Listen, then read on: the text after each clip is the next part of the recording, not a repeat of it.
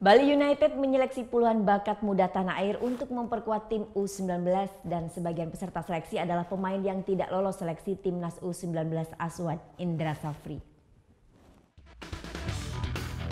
Di tengah bergulirnya Liga 1, Bali United memulai seleksi tim muda U19 yang dipersiapkan untuk kompetisi nasional beberapa bulan mendatang.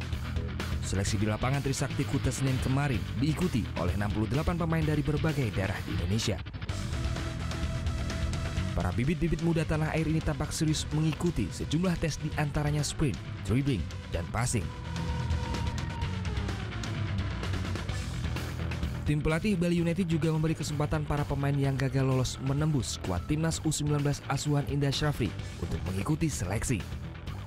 Kemarin itu ada beberapa pemain yang nggak lolos seleksi U19. Itu kan notabene udah bagus-bagus itu kan. Nanti mungkin ada beberapa pemain yang bisa gabung ke Bali United U19. Rekomendasi dari beliau gitu loh.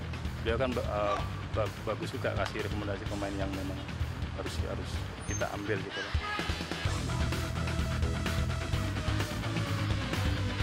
Para pemain yang memiliki nilai terbaik dalam tes teknik dasar sepak bola ini akan lanjut dalam seleksi game yang rencananya digelar Rabu besok. Tim pelatih akan memilih sekitar 20 hingga 30 peserta seleksi terbaik untuk bergabung dalam skuad Bali United U19.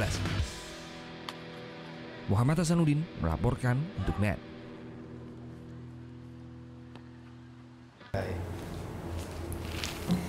Udah selesai kan nontonnya? Nah, jadi jangan lupa buat like, komen, dan subscribe ya.